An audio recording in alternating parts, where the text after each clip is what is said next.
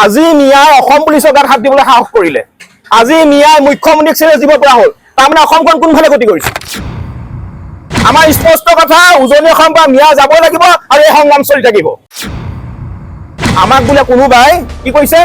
Sponsorship কৰিছে। কোনে কৰিছে আমাক স্পন্সৰশ্বিপ? আমাৰ নেতা হিমন্ত বিশ্ব শৰ্মাও নহয়, আমাৰ এটা গৌৰৱ গগৈ নহয়, আমাৰ এটা অখিল গগৈ নহয়।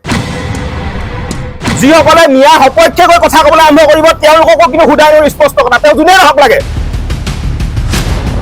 আমি অসমৰ খিলঞ্জীয়া মানুহখিনিৰ এক সুৰক্ষিত ভৱিষ্যতৰ কাৰণে আমি কাম কৰিছো আৰু আমি অসমখন বাংলাদেশী মুক্ত কৰিবই লাগিব আৰু আমি অসম বচাব লাগিব। আমি এই অভিযান কৰোঁতে কোনোবাই যদি ক'বলৈ আহে যে আমি শান্তি সম্প্ৰীতি ভংগ কৰিছো আৰু এইবিলাক ভণ্ডামি আমি সহ্য নকৰো, তাৰমানে মিয়াৰ বিৰুদ্ধে কথা ক'লে, বাংলাদেশীৰ বিৰুদ্ধে কথা ক'লে আমি শান্তি সম্প্ৰীতি ভংগ কৰা হয় আৰু মাৰোৱাৰী আৰু বিহাৰীৰ বিৰুদ্ধে কথা ক'লে আমি পিয়ৰ জাতীয়তাবাদী বোলে এইবিলাক ভণ্ডামি নচলিব। আমাৰ স্পষ্ট কথা, মিয়াৰ বিৰুদ্ধে যিখন অভিযান চলিছে অভিযান চলিব, মিয়াক আমি উজনি অসম বা খেদিমেই। আৰু বিধায়ক মহোদয়ে যিটো কথা কৈছে যে আমাক বোলে কোনোবাই কি কৰিছে? স্পন্সৰশ্বিপ কৰিছে। কোনে কৰিছে আমাক স্পন্সৰশ্বিপ? তেওঁ সোধক, তেওঁ সংবাদ মেল দিয়ক, মুখামুখি এটা প্ৰশ্ন কৰক। আমাৰ স্পষ্ট কথা, আমাৰ নেতা হিমন্ত বিশ্ব শৰ্মাও নহয়, আমাৰ এটা গৌৰৱ গগৈ নহয়, আমাৰ এটা অখিল গগৈ নহয়। আমি সম্পূৰ্ণ জাতীয়তাবাদী আদৰ্শে আমি ডাঙৰ হোৱা এটা দল। গতিকে আমাৰ স্পষ্ট কথা, অসমৰ কোনো কাৰণতে বাংলাদেশীৰ দপদপনি নচলিব। অসমত কেৱল মাত্ৰ খিলঞ্জীয়া মানুহৰ প্ৰভুত্ব আধিপত্য থাকিব লাগিব আৰু এইখিনি কাম কৰিবলৈ যাওঁতে যদি কোনোবাই বাধা দিবলৈ আহে আমি তেনে বাধা উপৰাই দিম। কোনো শক্তিয়ে কিন্তু আমাক বাধা দি ৰাখিব নোৱাৰে। আজি মিয়াই অসম পুলিচৰ গাত হাত দিবলৈ সাহস কৰিলে।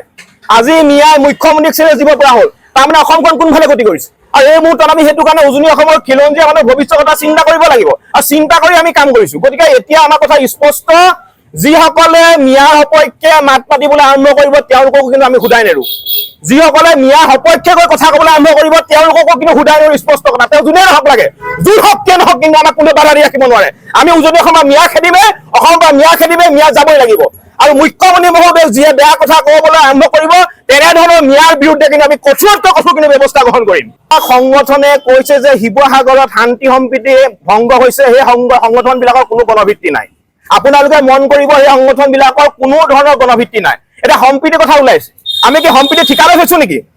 আমি সম্প্ৰীতিৰ ঠিকা লৈ থৈছো নেকি? মই সুধিব বিচাৰিছো, সম্প্ৰীতি কি অকল আমি বজাই ৰাখিব লাগিব নেকি? সম্প্ৰীতি সকলোৱে বজাই ৰাখিব লাগিব। মিয়াৰ বিৰুদ্ধে কথা ক'লে কেলে সম্প্ৰীতি কথা ওলায়?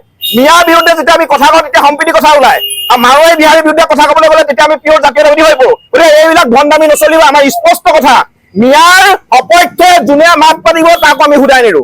আমাৰ স্পষ্ট কথা, উজনি অসমৰ পৰা মিয়া যাবই লাগিব আৰু এই সংগ্ৰাম চলি থাকিব।